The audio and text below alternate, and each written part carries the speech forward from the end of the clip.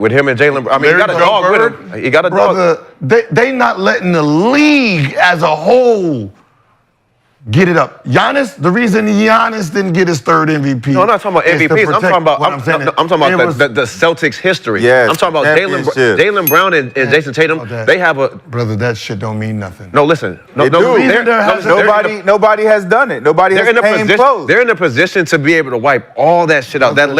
Since Larry Bird and KG and all and Paul, them shit's gonna look like them niggas. They was all right. Listen, they're ruining history because of Larry Bird. Michael Jordan get his 3 MVPs because of Larry. Giannis didn't get it because of Larry. Jokic didn't get it because of Larry. What are you saying? Because Larry wasn't good enough to do what he did? And what is the thing with Larry? Larry was the chosen one. I'm saying he was the great white hope.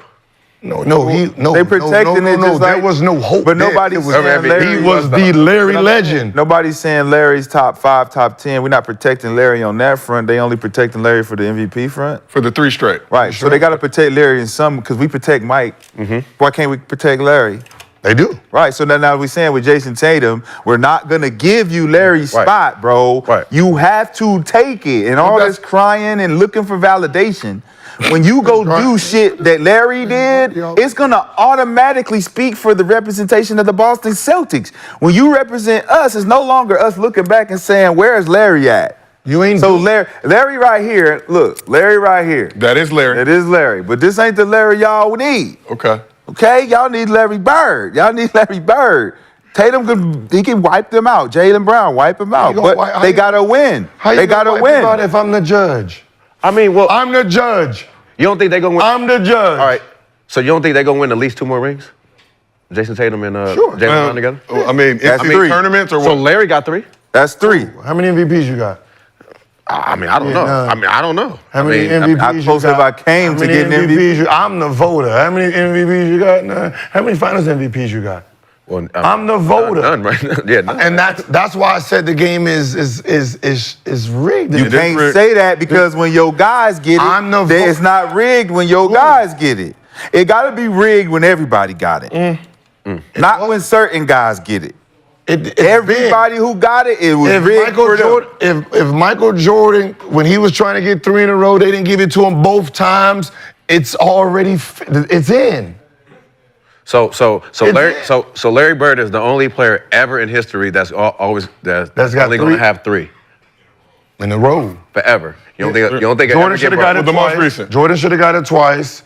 LeBron got his taken by. I remember that. Was it Rose got it? But was it Harden who got it? Who got it? Who broke it the second go around?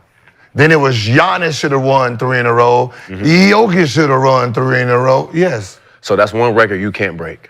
You don't think it looks like it looked like they sitting here. Yeah, D Rose got it in 2011 after LeBron got it 9-10. Who was that second one? KD. So what else is rigged to you? The MVP. You think guys will be able to get over 6 rings? Like, do you think a player ever will be able to win 6 anymore? So that's gonna be hard. That's gonna be hard because then it was more controllable because it was team controlled. Now, if a player decides to just get up and leave and go to a powerhouse, there's nothing you can do about that. Yeah, I know. So they're gonna have to try to handicap it by money and just hopefully this kid he don't care about the value of money and then he just but then that becomes there's no player out there. Let's just say. So if that's the case, then why are we? Let's just say Wemby as a free agent, he becomes a free agent, and he says, "All right, I want to go to the Lakers, and I'm going to sign $1 million a year." Sound business decision. There would be an uproar. There would be a full-blown lockout. They're not gonna let something like that happen. It will be an investigation. It will be disastrous. You have to get your value. They're gonna say no. He has to sign for $300. He can't sign for $5 and come over here or $1 million and come over here. Why? To win a ring? No. Why? No, you're messing up the value of the league. This is cheating. There's something going on. What you mean? It ain't cheating. I'm just trying to make sure I get my 6 rings and I win. Okay, then sign for 30. You can't do it. Why I can't? Why you think it's never been done? Because nobody tried to do it. You just said. There was an article where if LeBron would have went to New York, signed $1 million in New York to make everybody come, he would have made $1 billion off the first championship. So why wouldn't Wemby do that? If you can make it. Shit, you got to get your value, brother. You can't manipulate the game like that. It's. But they're manipulating us, saying that we can't get over 6 rings and we can't ever be a 3-time MVP. That's basically. Not just the criteria. It ain't that. It's just the criteria change, right? You got triple doubles. Yeah, this year you on the third one. You averaging 33, 6, and 6. Yeah, that's the new standard. And you're gonna be sitting on this. Motherfucker, I done did that for 3 years straight, being number 1, and now I'm number 3, averaging 33, 6, and 6, and now I'm an MVP. Because there's no structure to it, it moves like the wind. And that's why players are so frustrated with that one award, because the criteria is not set in stone, right? It's not like the criteria should be if you win it, you don't go on to win the championship, you give it to the guy who did. The guy who did? You were undeserving of it. You hand that bitch over at the end of the fucking championship. You say, here you go, man. They gave it to the wrong person. You said they should wait to the end. Whoever the Karate Kid stuff. All right, now, but what if it's somebody who just ain't good? You know what I'm saying? The guy who was actually competing for the MVP race. If he makes it to the championship game and wins the championship. Oh, if he comes in second and he wins the chip, you should have to relinquish your MVP. Give him the chip. It just has to be. You should give him the chip. I mean, if it was consistent across the board, then, your team is number 1. You got to tell us something. Right, it's just finish. I think you gotta finish. It's an invisible one. You gotta finish, man. I think you should always wait to the end and see who finishes. Well, then it's not the MVP, a regular season award. That's you know what I'm saying. But then we do total points, right? No, they don't do total points. I'm not just saying, but that is a 50,000 points. Total that's a total points. That's regular season and playoffs. Yeah, what is that? That's total points. That's just another category. It's another category. It's not used, but it's not used in any real metric. It's not used in real metric. In the legacy debate.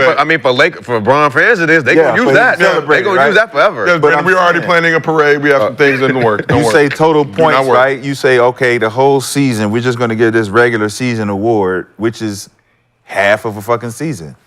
The real season starts in the postseason. I always say that. There's people on this couch that have told me. Season, postseason. There's people on this couch that have told me they would rather have a regular season MVP than a finals. No, I'm saying it should be a collective. It should be a collective award through all 3 seasons, because you got the preseason, regular season, postseason.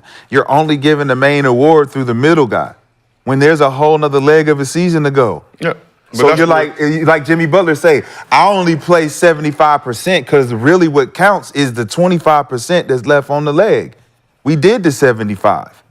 We cool. We know what that feel like. The other 25 is where it counts. So why is that finals MVP don't count as much as the regular season when this is the most important part of the season? Because the finals MVP is getting off of one game. I get that. Versus 82.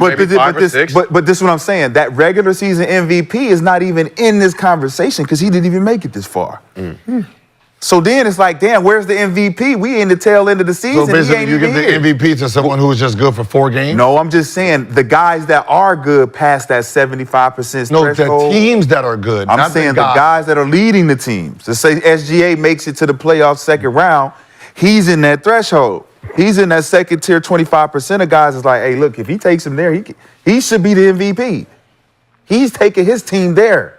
Here's him. Joker, he makes it to the 3rd leg. Man, it's undeniable. Joker's there. Okay, now let somebody who's not even in the category of MVP and they take their team to the championship and win it. That's just that's an anomaly that just happened, a glitch in the matrix. It's just like a bad Cinderella. It's like Cinderella. It's like the Baltimore Ravens making it to the championship and winning it on defense. One of those years where it just happened like that. It was a nasty game where nobody really scored. Somebody came in, they won it. So let's take last year. Jaylen Brown would have took home MVP and Finals MVP, but he wasn't top 15 in the NBA. Like that ain't like it would be a wiped year. It'll be a white he wouldn't get the MVP? He wouldn't get because he wasn't in contention to Or be do they he give it wasn't to an Tatum? MVP But do they give candidate. it Tatum because he was MVP candidate? But he didn't perform. He didn't perform for it. But he would be that guy. He So he would. got it. If he was the candidate during the season, regular season, and they won it, he would be the MVP. 100%. Because he was a candidate. But I'm gonna just be honest. You can't change it now. Right? You know what I mean? There's and that's the one thing I don't like about these new things that's now is because you have awards that are the standard, right? These accolades is standard, like 6 rings, 6 finals MVP, 10 scoring, defensive player of the year, all-star.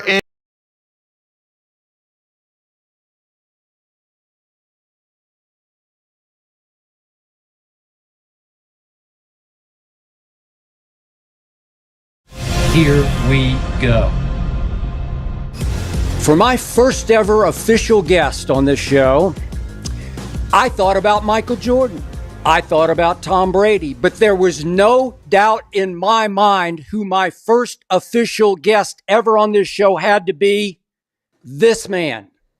I don't even need to say his name, but nobody in my lengthy career has meant as much to me as this man has. I've said many, many times, over many years, he became my brother, and it is now an honor and a privilege to be back on the air with this man for the first time since June 22nd of 2016.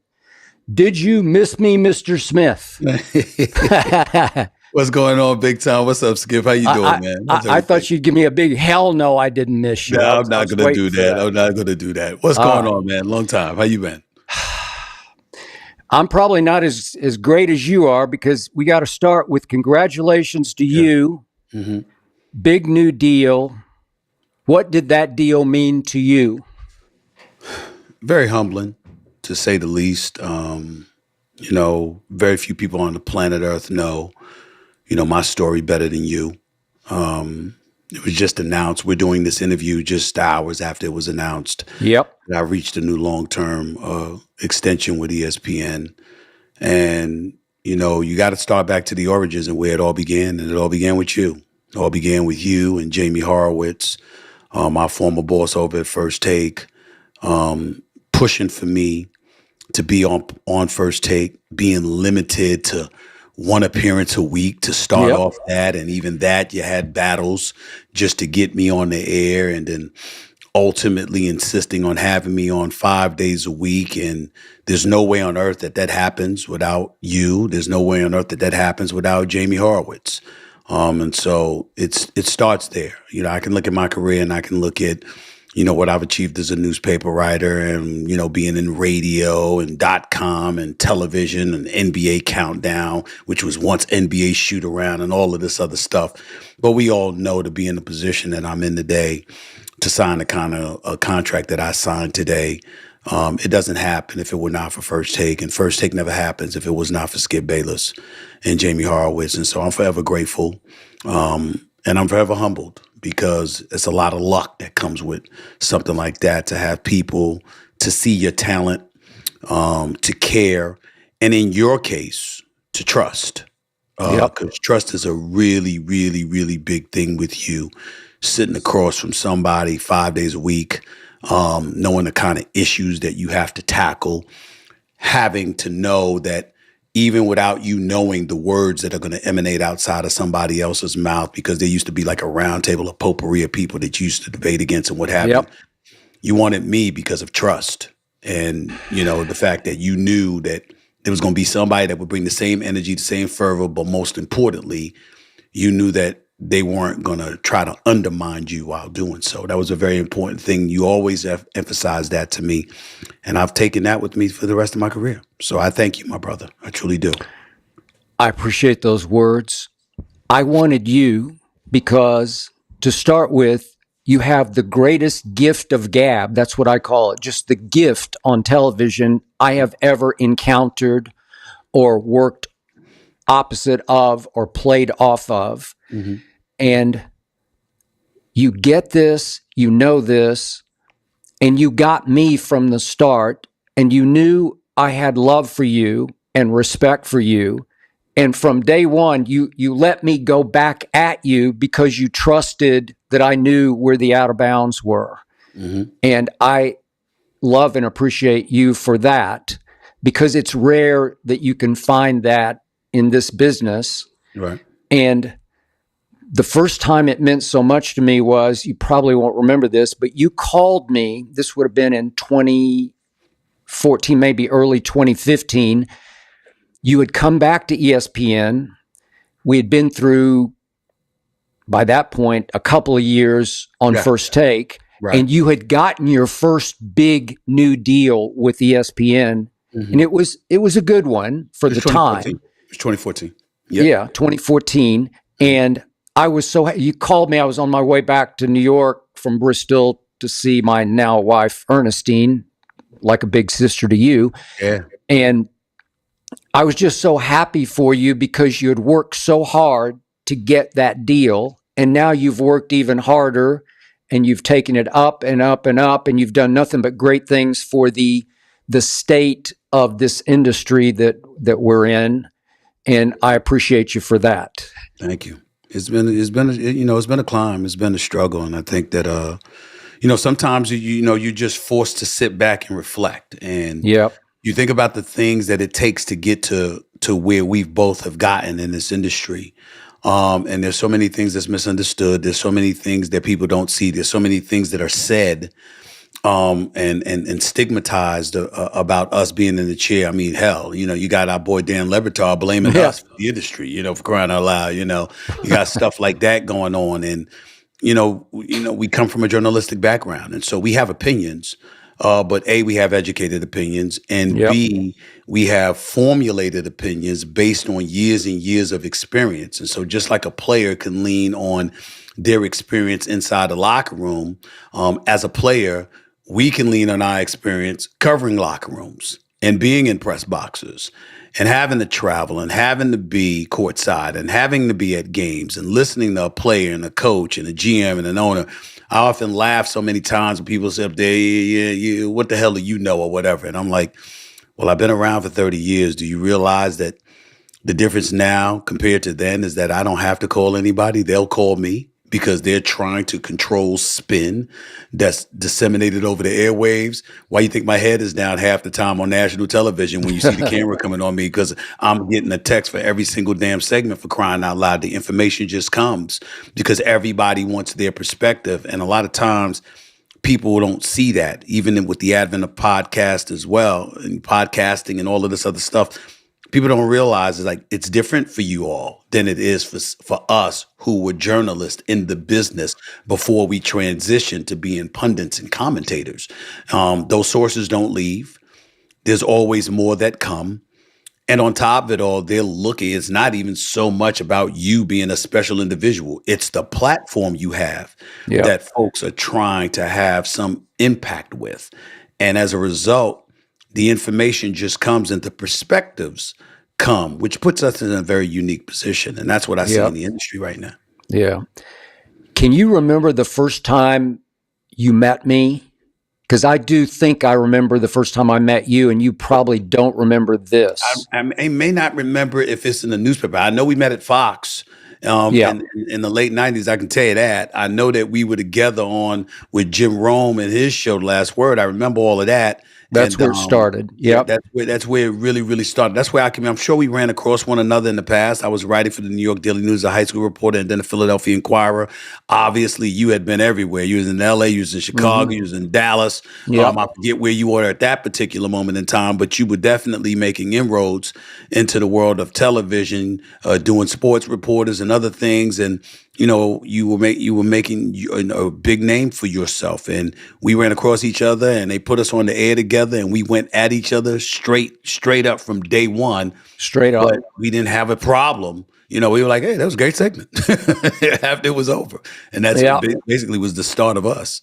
So I first was introduced to you in the Chicago Bulls United Center media room. I think it was 1999. You were covering the Sixers. Jordan had retired in 98. I went out that night only to see your man Allen Iverson play at the United Center because the Bulls were horrible. Yeah. And a sports editor by the name of Dan McGrath at the Chicago Tribune, where I worked, introduced me just briefly in passing to you in the media room. And I was immediately impressed because you were suited.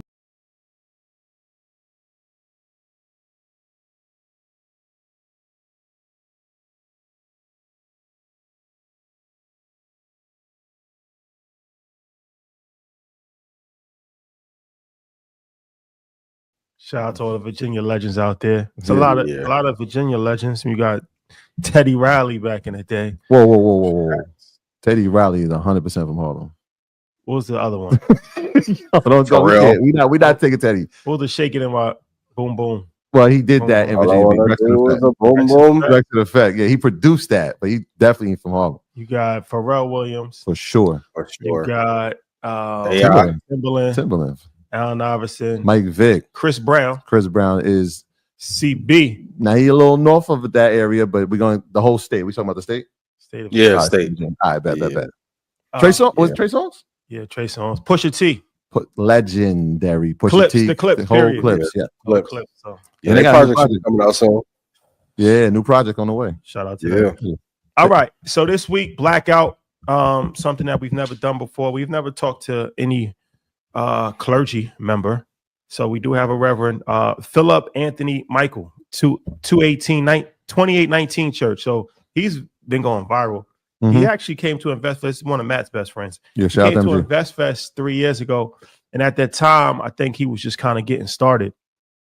And man, he's going crazy on social media. He has like 800,000 followers. And you probably seen his clips because he's the guy, he wears hoodies. His church looks like a warehouse. Yeah. Very non-traditional. So we're gonna have a conversation, man. It's Blackout, so we gotta ask some Blackout questions. But we will keep it respectful. Very respectful. Yeah. But we have to ask some questions. In the name of the Lord. That's a fact. We got to stay out of trouble. Don't worry, I will not be pressing the mute button. So that's going to be a good one. Check that out. That's going to be a real good one, actually. Check that out, 10 o'clock Wednesday. And then Thursday, we back with our how-to series, 9 o'clock, how to make your child a millionaire. We're going to be going over the different steps to actually make your child a millionaire. So we will be going over a variety of different financial planning tools and strategies that you can utilize right now to create generational wealth. A lot of times we always talk about generational wealth, but you know, it's like a catchphrase, but you know, we're gonna show you some blueprints to actually get it done. So that's Thursday at 9 o'clock Eastern. It's gonna be a good one. Standard time. Yeah. All right. Make the possible real. Make the possible real. Ian, any announcements? Yeah, Stock Club will be this Friday at 3 p.m. Central. Xander's on spring break, so no Stock Club call today. Friday, 3 p.m. Central. And Stock Club prices will be out tonight. If I've made you money, please put yes in chat. And if you listened in Stock Club, you knew a month ago we would be here today. Shout out to those of you who listened, and shout out to those of you who still. Shout out to my guy who made 80 grand trading last Friday. Proud of you. That's a hell of a day. Yeah, not a bad Friday. Date night was flick, boy. But took off right to the Bahamas. I saw you. Yep. Yeah, man. Huge shout out to the town of Greenburgh. Shout out to the town of Greenburgh. Shout out to Woodlands High School, our old high school. They won their sectional game yesterday. Y'all high school looked like a college arena. Y'all done man, back to back. LED lights up. I said, damn, what y'all like overtime? That was where they played the championship. Yeah, that's not the high school. Okay. That's the arena where they play the championship. But that be the goal. Like you got to get to that, and then they've done it one back-to-back years. So shout out to them, and shout out to New Rochelle, man. Shout out to my guys in New Rochelle. I watched some of my fifth graders, now seniors in high school, win the chip yesterday too. So yeah, I wore my Trinity shirt today. Shout out to New Row on their win. Yeah, man, a lot of champions happening in the circumference. So shout out to East Central for winning sectionals. I'll see y'all hometown. There you go. Yeah. All right, folks. You know how this works. This is a story of a champion. Do your own research. Our content is intended to be used and must be used for informational purposes only. It is very important to do your own analysis before making any investment based on your own personal circumstances. You should take independent financial advice from a professional in connection with, or independently research and verify any information that you find on our show and wish to rely upon, whether for the purpose of making an investment decision or otherwise. Y'all know how this works. Do the research, share the research. When it's great, give credit to the person you found it from. Let's build our accounts. Let's build community. Love is love. We got a big announcement next week. We got a big announcement next week. Do we? Yeah. Oh, okay. Gotcha. Yeah. We get it. Meme coin time. Yeah. Just when you thought. All right. Let's get into it. So I know everybody wants to hear about, the pending recession and stock market crash, but let's let the beat build a little bit before we actually get into that. So, okay. What's one investing quote that's completely rewired your brain and changed how you play the market? Oh, this is one of my favorites. Great question. I appreciate you. From Stanley Druckenmiller. If you have to hedge the position, you shouldn't be in the stock anyway. I'm paraphrasing. A lot of times we talk about hedging our portfolio, but a lot of times the hedge is to be in the right company at the right time. Sam Altman, you better go fix your relationship because for the record, you haven't IPO'd yet. Remember what I told you guys, shout to all the right-wing MAGA Republicans. Remember when I told you that Salute and putting those cars on discount and moving away from a luxury company was a mistake. The stock is down 40%. That's a super bear, Kodiak. In 3 months. In 3 months. Not good. So I know Druckenmiller doesn't get the credit in that Soros trade where he had the short of a decade. That was actually Druckenmiller's idea and trade. But the truth is, the ultimate hedge is to be in the companies that matter the most and to buy them at the right price. So that's my quote that's changed the way that I looked at even today, with the market pulling back the way that it has. And as much as I don't like some moves that Apple has made, I'm not worried about Apple long term. Definitely not worried about Microsoft long term. It's a good feeling to be in companies that are doing incredibly well. But for you guys, is there a quote that resonates with you that's changed the way you see or look at the market? Yeah, I got one, and it kind of feels very similar, or the premise at least, to your Druckenmiller quote. And this is from Buffett, and he says, "Price is what you pay, value is what you get." Big facts, right? So, and we've been stressing this, right? Not to pay at the highs, and today and this week or the past couple of weeks is a prime example of why we don't do that. Because you'll see pullbacks, and I know if we look at the major indices, yes, the Nasdaq is pulled back and is a correction territory, but the Dow hasn't. Yeah. Right. If you look at it from a year to date, the Dow's not an indicator though. No, I'm not finished yet, but the S&P hasn't either.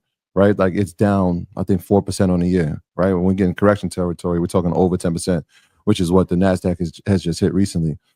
And so, price is important, yes, but the value of what you're getting is in the companies and when you're getting them.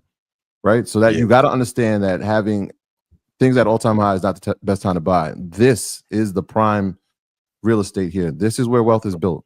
Right, when companies have pulled back, we talked about Tesla. Right. 40% pullback. We've seen NVIDIA got down to 106. This is when we're talking about prime levels. We're looking at EMAs, and we looked at the S&P. Shout out to everybody that was in the class on Thursday. We looked at the S&P hit its 200-day moving average. We watched the Dow, the Nasdaq go under its 200-day moving average. This is the time we start seeing volume. We're looking at indicators. We're looking at RSI. We're watching the VIX. All these indicators that we're watching, this is starting to get to a prime level where wealth is about to be created because people are going to buy at a low. And again, there is recession fears and there's talks of it, but 12 months from now, 6 months, 8 months from now, when you look at your account, what positions did you take in these times? Because that will determine how your brokerage account is going to look, not just this year, but next year as well. Yeah.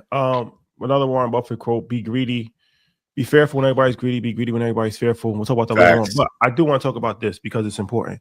The S&P is not a good indicator, and the Dow Jones is not a good indicator, but the Nasdaq is a good indicator. And the reason being is that we know that what goes up the highest comes down the hardest, and the market has been driven top heavy by tech stocks for over 5 years now. So we talk about this all the time. There's 500 companies in the S&P 500, but there's only 15 good ones, and 90% of them are tech companies. So we even got to look at the different. I think it's important to actually have different ways that we actually are using indicators for the market. Stock market's in trouble. Like, so just because the S&P might is it in trouble, or is it where it should be? Not to cut you off. It's in trouble.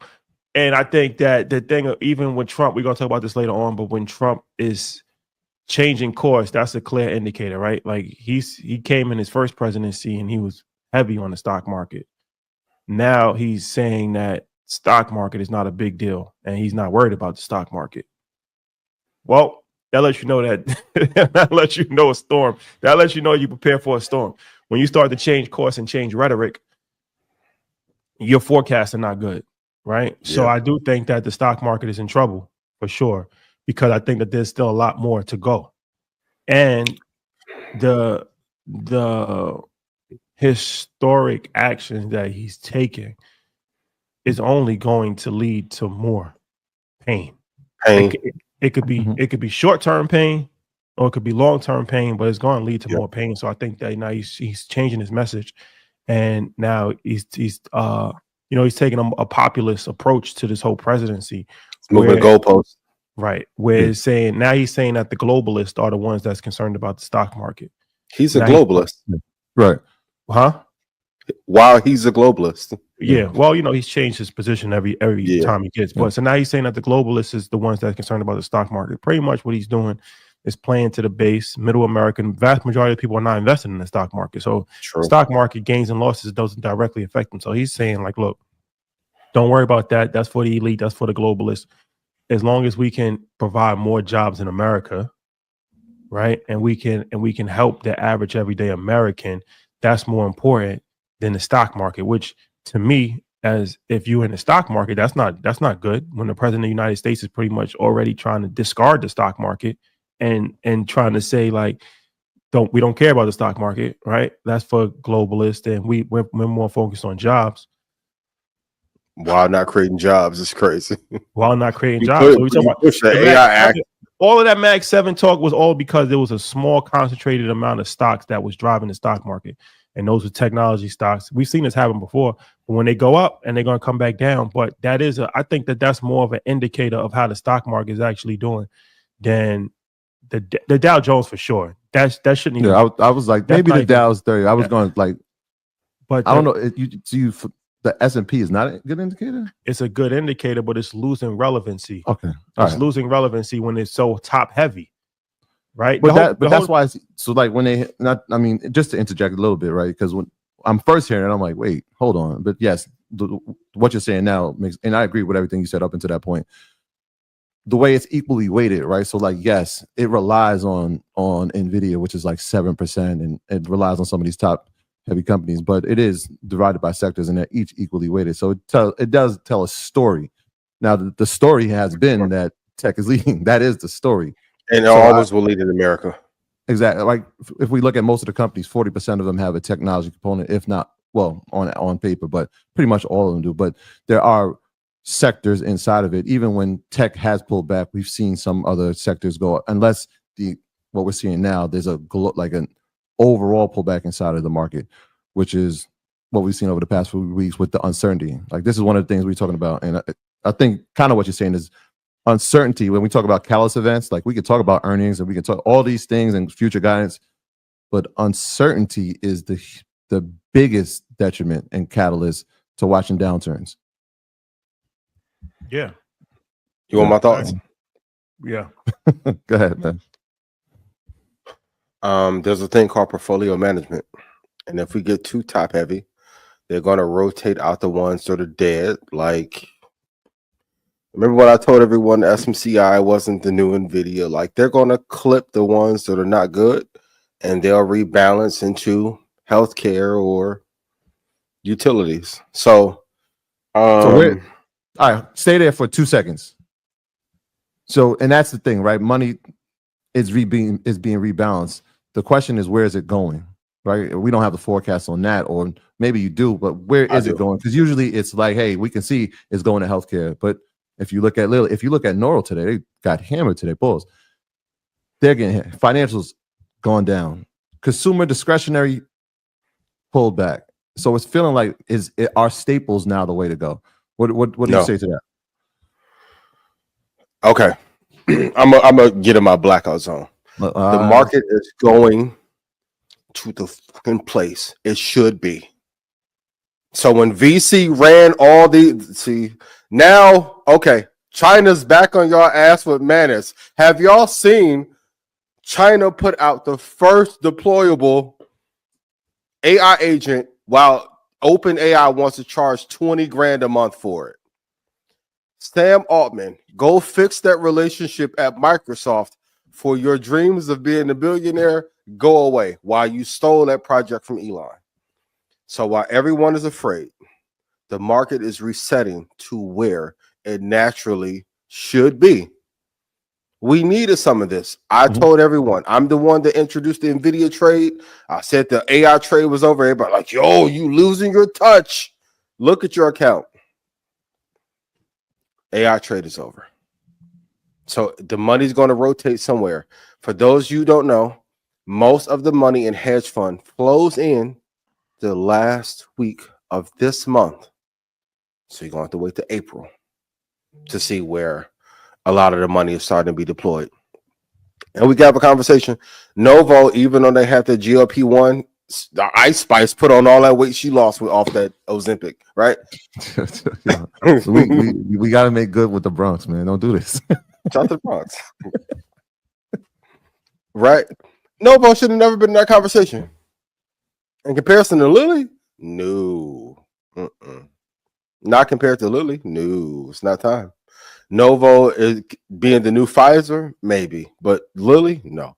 So we have to see where the money is going to be deployed, but the money is going to stay, of course, in Microsoft. And now the next big race is going to be who can make an affordable AI agent at scale for enterprises and consumers. And then the next race after that will be quantum. But I'm going to be real. If you fucking listened, you wouldn't have any concerns of your account. I'm sorry. We do this show every week. And then when things go awry, y'all come in like, yo, what's happening? We've been telling y'all all year. That was when Robert Smith came in. They're giving y'all the scoop that they shouldn't give you with a billionaire. What's next? They just told you last week after they was with Robert. So, what do? 2 Tech 2 Index. VOO VTI. You can do QQQM. Y'all can do SCHD. Cool. The core, though, and like Rashad, I agree. The Max 7's over. We've been having these conversations all year. Put yes in chat if I made you money. In this era, though, I need you guys to listen faster and not have so many voices in your head. Stick with the same strategy and you'll be A-okay. But Rashad, I agree to your point, like the market, especially with him saying that he doesn't care about the market while being a globalist and an elitist. That's rich coming from him. So how do you, all right. So hit the like button. I got a rebuttal. And share. I got a rebuttal. Go ahead. A rebuttal to what? What's the rebuttal? I agree with 95% of what you just said. What 5% don't you agree with so I can rebut to that? The AI trade is dead. Okay. I will say this. I will say, remember when it was the cryptomania and you could just put money anywhere and it was like these meme and so AI, like all of these semis, and pick one. Yes. The days where you pick one and you're going to see appreciation in that because it's tied to something that might be tied to something that's tied to NVIDIA. I think that's over. I watched the same point. I watched Broadcom report last week. Yeah. That trade isn't dead. The obviously what's happening in the pullback and correction inside the NASDAQ, yes, that has hurt it. But all signs point there. It's still full steam ahead for them. right? What Broadcom, four in the AI trade still matter? Nvidia, Broadcom, TSM, who? TSM. Oh, For sure. Listen, if TSM was America, I would have been kill Apple. Well, they just announced. So last week they just announced another 100 billion. Yeah, right. 100 billion that's going to be spent here, and this is going to now becoming semi like an American company at this point, right? Yeah. We already talked about the 67 billion that they're going to spend. They've now added another 100 billion. And so when we speak of AI here, it's usually inside those names. Yeah, there's a few others. Yes, I've spoken about Micron. We talked about or Dell. Like, well, let me be clear. Outside of the big four, the AI trade's over with. Okay. All that 2,000% return on Supermicro shit. So who's the big four? Who's the big four? Nvidia, TSM, Broadcom. I mean, I want to say AMD there, but they on life support. It may just be the big three. We're leaving them out. Okay. AMD. Yeah, AMD can't argue it. They've dropped 60%. They haven't recovered just yet. I know, there's talks, and we spoke to a lot of people, a lot of executives at some of these Mag 7 companies, and they're all big on AMD still. They're like, yes, there's a pullback. Just wait, just be patient with it. And this is across the board. So I still like them. I'm not. I mean, obviously, I have a few positions inside of AMD. But all these companies, AMD is in Stock Club just for but that's just from the semi side, right? When we're talking about the AI trade, right? Like Meta is an AI trade, Amazon is an AI trade, Microsoft is an AI trade at this point, right? Like they're all. So when we say the AI, I don't think it's an AI trade. What is it? Which one? Which one? An AI trade is solely based on AI. AI. Meta, a component of their company, of course, is AI, but that they're not an AI. Core at its core, it's not built like at its core, it's not a chip company or it's not a manufacturer. No. And I'm saying if we look at those companies that I just named, and let's use Meta, look at their capex. Where's the largest allocation going? Yeah, but no, I'm just asking that. But that's a chip spend though. But when its largest allocation a couple years ago went to the metaverse, right? It wasn't a metaverse company. No, I'm saying right now, change its whole name. Exactly. Well, even it going to the metaverse, right? Which is going to require artificial intelligence. Yeah, but it's still not a. It's not a. But AI you need the chips as the foundation. I think we're saying the same thing, but just different types. So here's the overall question, right? What is going to lead? What's going to be the catalyst for those companies in the next 5 to 10 years? Quantum computing. Oh no, 5 to 10. That's maybe 5 to 10, 2 to 5. I'll say that. You're right. Now you're right. 2 to 5. Because he said 30, and we got some other. Hey, Shotty, go ahead. The next 2 to 5 years. What leads it? The catalyst. AI agents. So there you go. AI agents. So it's an AI trade. Yeah, I don't know if it's an AI trade. The AI trade over with. Chips forever. Eli.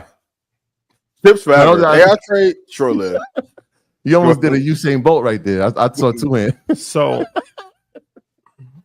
okay. So, speaking of AMD, you when you said that AMD was going to go to 98 and it's hovering around 99 right now. You also said that Bitcoin was going to go to 72. It's hovering. It looks like it's headed in that direction for all possible indicator. And a variety of other things as far as like that's how you've kind of made a real name for yourself is you've been able to predict prices, right? Like that's kind of like your thing. Like you predict prices or something. And we know that that's the most important aspect of buying. I mean, of course, dollar cost averaging for sure. But if you're trying to like get in, it's important to get in low, right? That's at its core, buy low, sell high. That's like the most important thing in investing. But it's difficult to know when to actually know when something is a good time to buy or not. So just like the AMD situation, right? Can you just kind of walk me through like, how did you know AMD would go to $98? A couple of factors. So when I'm looking at a company, I'm looking at one, are they the leader in the space? For AMD? No. Are we at the top of the market? So we were getting to the top of the market there. But then the EMAs that I talk about, an important lesson I want you guys to know that any EMA that is out of the box factory is not a great setting for great returns. So 72-day moving average, 420 EMA is good for very deep buys. 22 period moving average if you want a faster EMA helps a hell of a lot. And then I've talked about it before, but Fibonacci retracements, which is a mathematical calculation for the core levels that we are going to get to. So for all my traders, use trading as a way to get better entry on your long-term investments. And for my long-term investors, use your long lens in the market to be able to know where a market can go. So if we look before historically, when AMD got to a high of 119.82, from there it fell. This was in what year is this? 2021. It fell to $65. So before the 2022 crash, AMD, because it's not the strongest company in that sector, fell apart. It's a good tip. Like the fifth best company is usually going to be like the canary in a coal mine to tell you where the market is going to go. So once we broke above there and we got to 179, it was the same double top of before. I think it got to 181 after that a couple months later, and then it fell apart. Like when I say don't buy at the highs, whenever a company that is okay, when it starts to get at a high, I start to get fearful and see how much will they pull back. So I'll set an alert, 10% from the high, then 15%. When they started to bleed from those highs, I'm like, they're going to crash. Because if we're at the top of the market, Bitcoin is at the top of the market, will the fifth or sixth best company in that sector do better or worse? They're going to do worse. And also, as NVIDIA began to come down, it was inevitable that AMD was going to come down as well. So combination of technical analysis, fundamentals, and just being in the market so long, like things have a rhythm. Like take Aaron Rodgers. I don't care what team Aaron Rodgers goes to. He may play well for 3 or 4 games, but historically, at some point, Aaron Rodgers is going to have a bad attitude. He's going to pop an ACL, MCL, something, right? He's not going to perform at the same level that a Tom Brady would. NVIDIA's Tom Brady. AMD, Aaron Rodgers. Good, have potential. Garbage right now, should retire. So a combination of technical and fundamental. Shout out to Aaron Rodgers, too. Shout out to Aaron Rodgers. And no way to treat a 4-time MVP. But that was, I appreciate that. Was great insight. And because it's one of these things where everybody says buy the dip, which that's a very vague statement to make, because a dip can be 10%, a dip can be 60%. You could keep buying a dip all the way down to 90%. For sure. Yep. If you want some of these meme coin, you could buy the dip down to where there's no money left. There's actually no recovery. So buy the dip, yes, but that's kind of a vague statement. Where do you buy? And like I said, that's something that is vitally important as far as knowing where to buy. Not for everybody. Like I said, if you're just a casual investor and you just want to put money into the market every month, that's fine. 100% fine.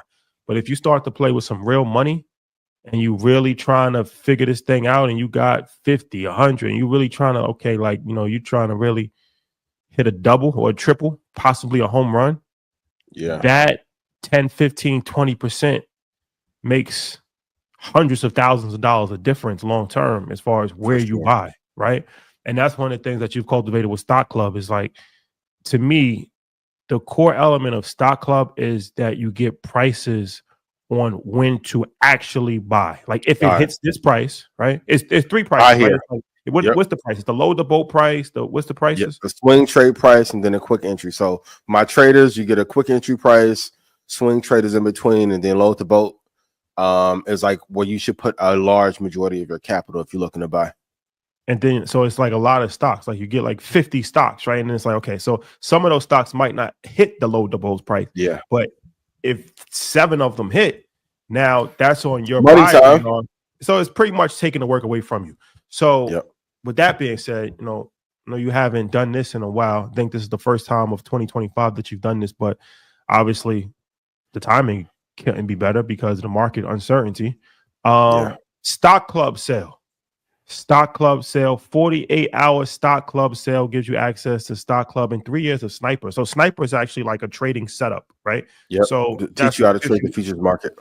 Yeah, it teaches how you trade the futures market, and then actually shows you like the EMA trades and the short, long target. So Sniper is the setup to actually start trading, right? 3-year access to that. You get access to the stock club, 50% off, 48-hour stock club sale. Ian Dunlap has made a lot of people money. Can you give me one success story? I know that there's a million of them, but can you give me a success story from Stock Club? Man. A brother who started in 2020 started with 200,000. He's up $3.4 million now. There you have it. So that's a success story for you. Not a bad return. And this is a great part. I don't charge any fees on the back end. Like if you took this to a portfolio manager to get these same results, you're going to pay probably 3 and 30. Yeah, for these kind of returns. Yeah, for sure, and at least 1% of your portfolio. So that's another thing too. Minimum. Like at the least, most asset managers charge 1% of your portfolio. So if you have a lot of money in your portfolio, and that's 1% annually, by the way. Yes. So that adds up over the course of time. So okay, go to IanInvest.com. IanInvest.com if you're interested in taking advantage of the sale. Yes, it will be for 48 hours, Stock Club and Sniper, and you will be able to get all of the entries exactly where to know. So you'll know, okay, the next time a similar situation happens with the AMDs of the world or the Bitcoins of the world or whatever, Microsoft, Apple, Nvidia. And you'll know really, like shout to Stock Club. They'll tell you in a month in advance these drops are going to happen. So when everyone's it's breaking news, no, I told you a month prior this is coming. And it's the amazing part when the entire market is down. It's amazing to be up while everyone is spent. Like I had somebody hit me this weekend, like, yo, I feel bad. I'm up 400 rand and I can't even really tell nobody because everybody else's portfolio is bleeding. So if you want to get rich and invested in the market, please join Stock Club. And don't wait till the summer because after this, it's going right back up. I've called him my little favor. I discounted. Yep. I need to meet Robert Smith, something. Oh. Hey, I need to be on the Best Fest. Hey, that Saturday, 4 times I need to be on stage. Got you. Me and Shiggy having a dance off right before my presentation. That is a fact. Sugarville. Yeah. Okay. IanInvest.com. All right. So let's talk about this. We talked about Trump a little bit, but yeah. So Trump has declined to rule out a recession amid tariff effects on the market. So he's holding off on saying if it's going to be a recession or not, right? Smart. And we know the stock market is down, a variety of other things. So the next question is, are we bracing ourselves for a recession? And then before we start this too, I do want to, for you revisionists out there, I'm a registered independent. Oh my God. Have been. Okay, let me play devil's advocate. Rashad, before the election, you were so pro-Trump. Why aren't you Trump now? Yes. So, okay. You know, I really hate to do this, but sometimes you have to. So I am a registered independent, but I just, you know, I just have my opinions. My opinions might not always be right, but they're still my opinions. So yeah, this idea that I've been a MAGA supporter is interesting. Crazy. Because if you go to my Instagram, first person that does this will get a Cash App from me personally. You go to my Instagram is Rashad Bilal, RASHAD BILAL. That's my Instagram. Now go to November 5th. You can scroll, might take a couple of seconds, but you can go to November 5th on my Instagram, put in chat what you see. First person that does it will be getting a Cash App from me. Okay. Well, There you have it, ladies and gentlemen. And Just now 'cause you voted for Bill Clinton in '96 doesn't mean you're Democratic now. I thought we was Democratic Shields 3 months ago. that's the interesting What thing is about it? Because if you read the comments, very bad, very, very, very, very. You would have thought that I was, man, It hurt you your name heart. it. They called me every name in the book. They said how I was a Democratic shield and how I was an embarrassment to the black community and all of They this. said All that, I said, I simply said, this is about the economy, and one person is better for the economy. That was just my opinion. I didn't say that Trump was going to completely crash the whole entire world and he was the worst person in the world. I just felt that out of the choices that we had, he was not the best choice for the economy. So it's interesting when people say like, well, now you're switching course. Now you've always supported Trump your whole life. No, we said that we left. We asked the question, should he be invited to InvestFest? Look, I'm not anti-Trump. I hope he turns this thing around. But I knew that he's irrational. I knew that he flip-flops and he wasn't good for the economy the last time. That's why he didn't have a second term. People have short-term memories. He wasn't good for the stock market the last time. Last The only reason year why the was stock rough, market, right? only reason why the stock market went up is because they put an unprecedented amount of money into the economy to save it from COVID. And you can argue that the whole COVID thing was his fault to begin with. That's neither here nor there. That's neither here nor there. The point is that we're not going to do is rewrite history. At no point in time was I ever a MAGA supporter. I actually got crucified for some thought was the opposite. And then the Democrats crucified me because they thought that I was too pro-Trump and I wasn't a supporter of like I'm not a political pundit, so it's not my job to actually campaign for somebody. But a lot of the Democratic base thought that I was not vocal enough in my support of the Democrats. So which one is it? You're a Democratic shield or you're a MAGA supporter? I'm neither. But I do think that he was going to be bad for the economy. So far, that's holding true. Okay. That was just I'm very proud of you for activating your Troy Joy. Troy, we gotta clap it up. Yeah, I didn't know these things were happening. I can't believe these things are actually happening. Well, the crazy thing about the internet is, like I said, somebody was like, "Yo, you guys was talking about how Trump was gonna be good for the economy." I said, "Show me a clip of me saying Trump was good for the economy. I'll buy you a car." They like, I watched. Buy somebody a car? Yeah. I'll match it. You know, so they said Maybach truck and car. Find a clip. The response was, "I watch enough of you guys to know the sentiment." So you could just think something. The crazy, you could just think something in your mind. Like I said, it's people. I think because we wasn't overly supportive of any candidate, they took that as we are Trump supporters, and then in their mind, they just formulate ideas that this is, or we might have said something good about Trump. If he does something good, I'm gonna say something good about him. So in their mind, it's like you're a Trump supporter because you're not Roland Martin. Like, you know what I'm saying, like you haven't crucified Trump, you haven't said like he's the worst person in the world, and you're not pro Democrats. Like we said, Democrats do dumb shit, they do dumb stuff all the time. So we criticize Democrats. So I guess in that mind, that makes us MAGA supporters, but you can't rewrite history. And it's your job, it's you guys' job to defend us in the comments because if enough of a narrative starts to formulate, then the actual truth doesn't matter, right?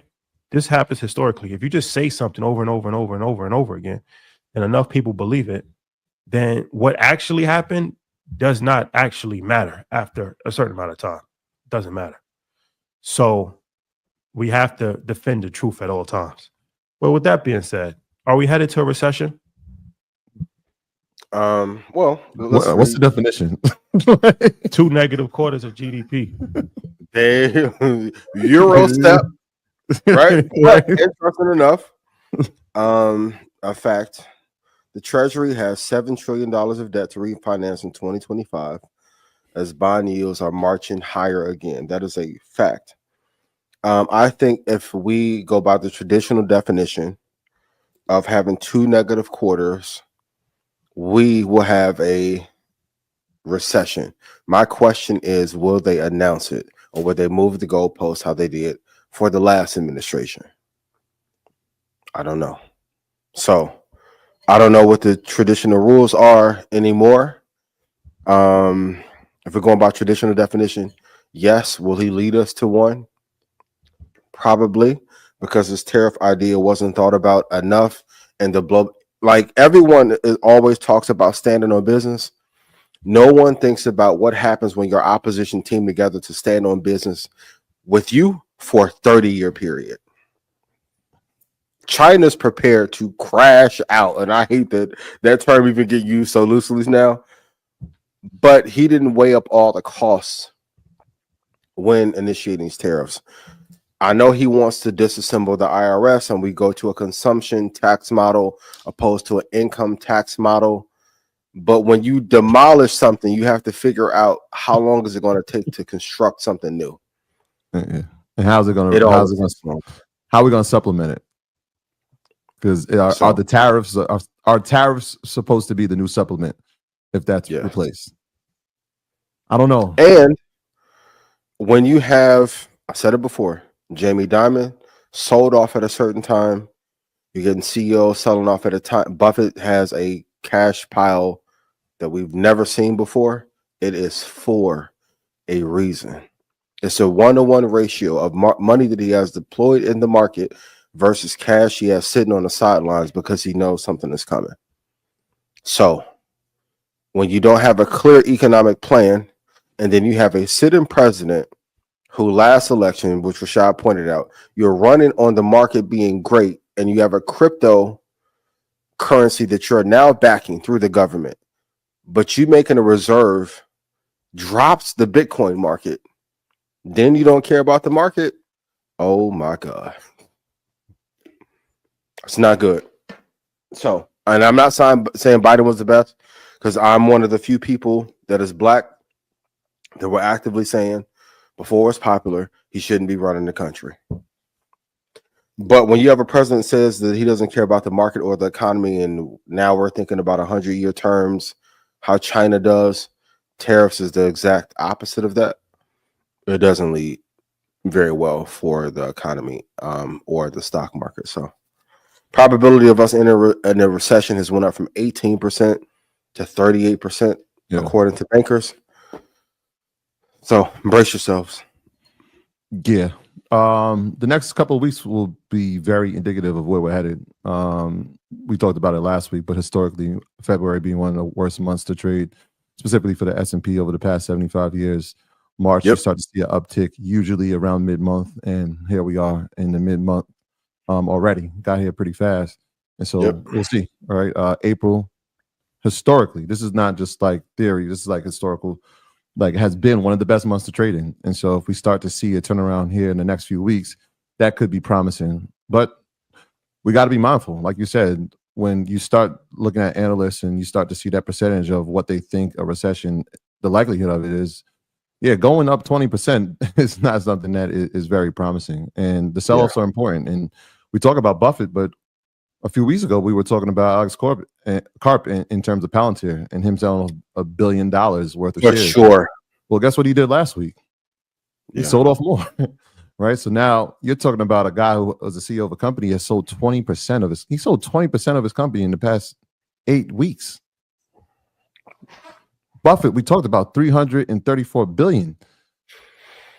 The reason we started the show by saying this is the time when people get wealthy is because this is the time when people get wealthy, right? They're going to pull this thing back.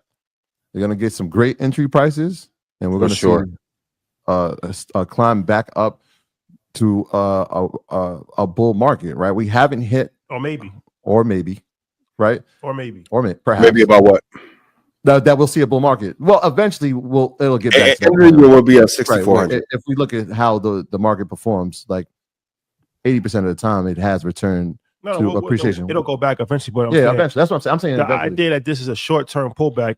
Well, we don't know. That could happen, or it could be a bear market. Yeah, or it could be too. We haven't hit a negative quarter yet. Like, all signs right now, based on where all those indexes are, point to a negative quarter, and that would be the end of March.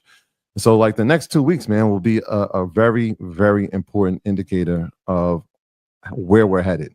That would signify the first negative quarter. So, okay. With that being said, question from the audience is with stock market down and a lot of uncertainty, and with all indicators look like it's probably more room for it to go down. We know the first year of a presidency is usually flat. Second year is actually the worst year. So if that follows suit, the next year will be a bad year in the stock market.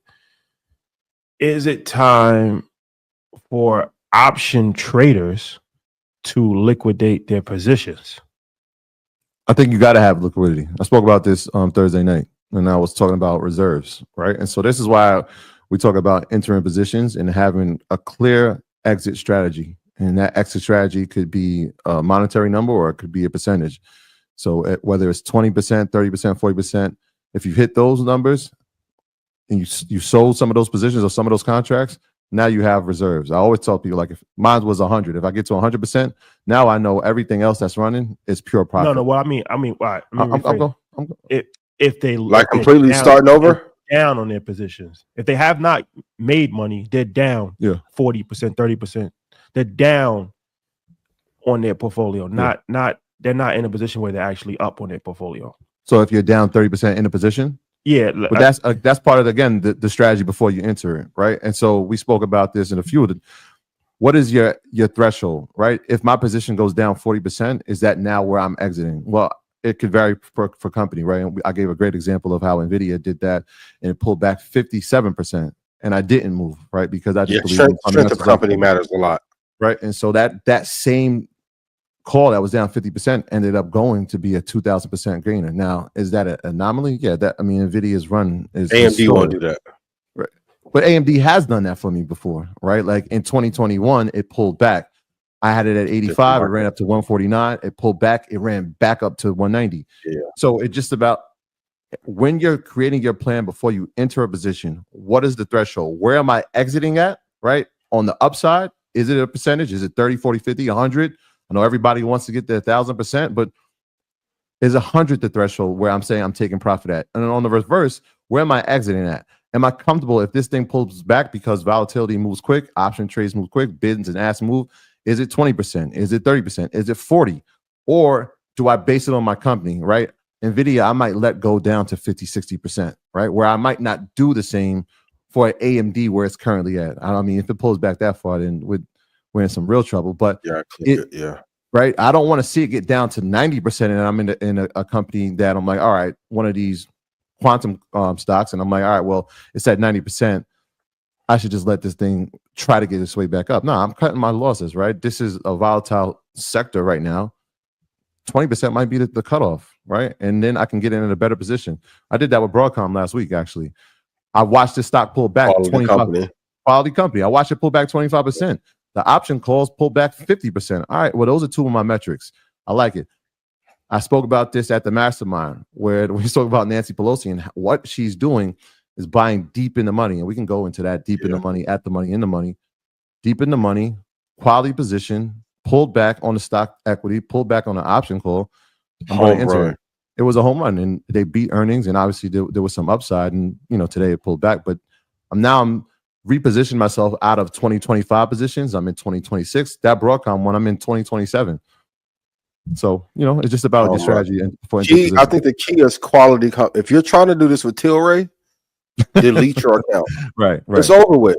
I'm sorry. Like, it's gonna be tough. And two things can be true. I can see the SPY going to 540. Maybe the deepest I have is 520, 544. And then we still end up at 640 at the end of the year. We can still hit recession. Or we could have a scenario where we hit all-time highs at the end of the year and the overall economy be in a recession. It's really tricky with leadership. And it was telling that Bitcoin dipped so much after the announcement. Right. Ethereum is down, what, 60, 40%? It dipped for a few reasons. It dipped because they included every other coin except for Bitcoin. But the main reason is that they didn't have a plan to buy Bitcoin. It's just So that was what they was really looking for. The Bitcoin community was like, okay, is the government going to buy Bitcoin? That's helpful, right? And that leads to consumer confidence, and that leads to.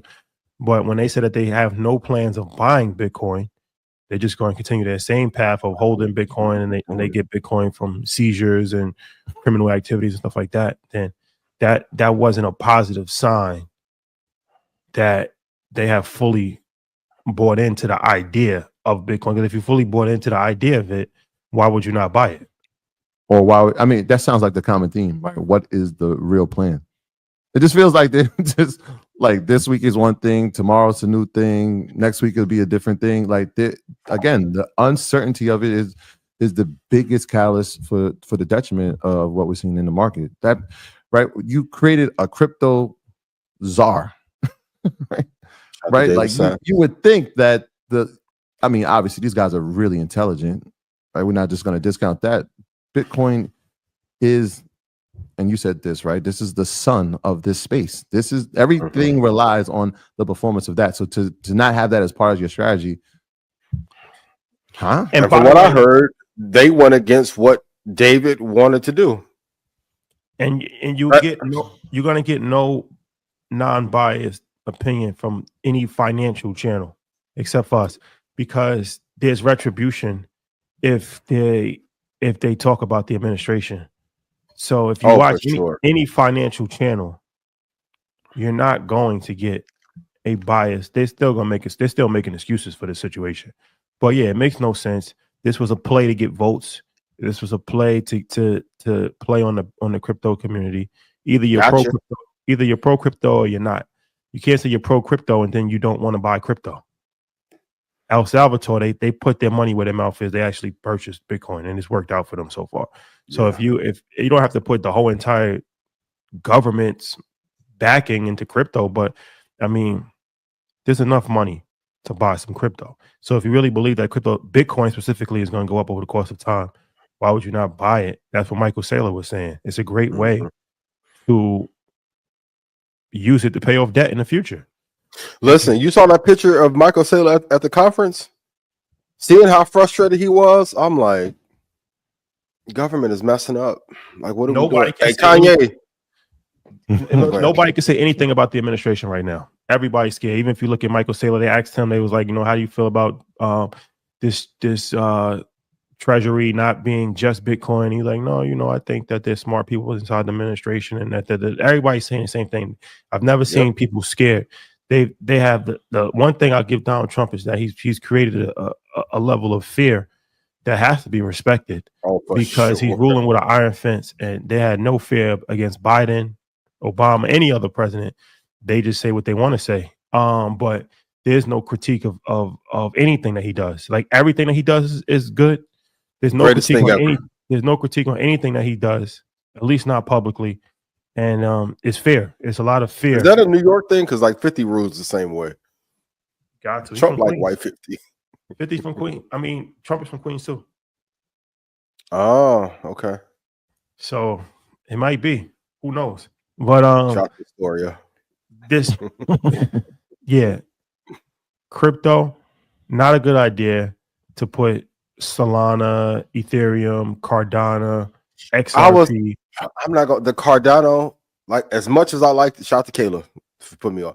As much as I liked it for my own personal gain, that should not fucking be in a reserve. Favor for a favor, right? What are we doing?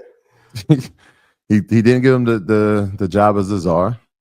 I'm sure he figured out a deal to work him into this. This is all signs are pointing to him being the czar. You gotta listen to your czar. This is the correct, like. And Tesla down damn near 14%. Okay. Like, what? This is the Making America Great Again? Have you watched the show Paradise? Oh, it's one of my favorites. This is what this feels like. Absolutely. Who's the Sinatra in this scenario, though? Yeah. And then China's doing everything opposite of what Trump is doing.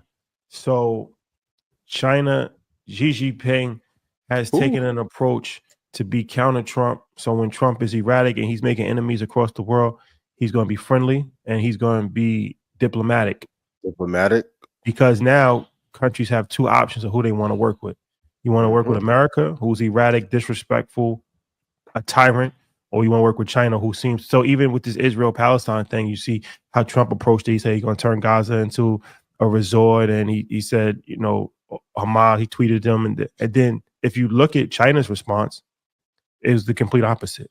It says that we need a measured approach, that the Palestinians should not be forced out of their land, that we need a two-state solution, that there's no peace without Palestinian self-governance. They did the exact opposite. Yep. That's a diplomatic approach to make friends across the region, in the Arab world, and across just the Muslim world in general. That was intelligent for them to do. And then everything that they're doing as far as with Canada, Mexico, you know, they're building in Mexico. And they're making alliances in Mexico. So yep. Everything that Trump is doing is allowing them the opportunity to be the opposite on a global stage. And who would have thought that China would try to be the voice of reason? Remember that scene in Friday when Debo and Craig were going to fight? America's Debo. But this, like, if like everybody jumped Debo at one time, that's bricks. The way of how we used to rule does not work anymore. To your port example in China, they have a whole port. Look at the Manzanillo project. While our economy is not doing the best, our stock market is not doing the best. Citizens are upset, and we don't have great leadership in the country. It's a perfect attack. It's like the Avengers, but China's version. And then we're gonna throw taxes on everybody. And then it goes back to also one of these things where, okay, so we talked about the China play, we talked about Bitcoin, but this authoritarian rule has reached levels that we haven't seen since George Bush the second. Mm-hmm. They just arrested the guy from Columbia University that started the protest, the Palestinian protest. It's a pretty unprecedented situation. He's a green card holder, and they arrest him with no charges. In the land of the free. How do you get arrested for starting a peaceful protest? And then how do you get arrested with no charges as a green card holder? That goes against the Constitution. This is unprecedented. I don't think people fully understand what's happening. Like nobody bigger than the program. You're talking about freedom of speech getting trampled on. They said even if you peaceful protest and you're getting federal funds from the government, they're trying to cut that off. Oh, like, for sure. Huh? How does that work? Shit ain't about who though. That's why these things are just being said. Will they be executed? Who knows? Will they try to? Maybe. They're already executing on them. I'm saying to take federal funding from the schools. They started Columbia University. Yeah, they already started. But like I said, it's one thing to do that. It's another thing to actually arrest somebody because you know what's next. What's that? Black Lives Matter. Anything that has anything to do with black people. Oh, it's over with. They already got Donaldson. He's campaigning for Corner of the Year award. They had him out there in it's one of these southern states. They trying to reverse that civil rights law that's been on the books since 1969. That's the next thing. All black people really have is protests. So they setting this thing up to start arresting people for opposition against the government. Yeah. And at some point, very soon, anything pro-black is going to be labeled a terrorist organization. Yeah. Perhaps. They already, this is precedent for it already. That happened in the 60s. That's what I'm saying. That's every organization that happened in the 60s. That's the Black Panthers.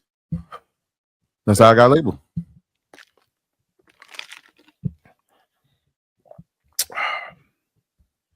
Okay. Well, after all this fear and gloom, what is the solution, guys? For what? All of it. DEI, the Trump administration, the fallen economy. There's no solution. You gotta wait it out, see what happens. But like I said, you gotta buy Bitcoin, hold it long term. Real estate, prices of real estate is gonna go up for sure. And stocks. You gotta know when to get in. That's ianinvest.com. You gotta know when to get into the stock market. You gotta hold the long term. VOOs, BTI, SCHD, QQQM, QQQ, Eli Lilly, Amazon, Microsoft, Apple, even though they keep putting out the same shitty phone, TSM. If TSM was in America, I would have been killed off Apple. We're getting closer. I guess one of the questions that we get, and it's kind of going over, is people want to know where the bottom is, right? So like, if we look at the EMAs, if we look at the trends, is there a bottom in sight? Are we near it? I guess in like 2020, it was the same type of question when we looked at COVID, and it was like, wait, the market hit 13,000. I'm like, wait, this thing could fall. Where could it reach? So like, are we near it? Based on like what you're seeing, I guess some of the things I'm looking at, have we hit a trend line near the bottom? No, 540, 530 could be the bottom. Whew. On SPY. 5,400. So Tom Lee predicts. He said that this is the best time to buy stocks now, and Shout out to Tom. You know, he's predicting a massive rally in a couple of months. What do you think?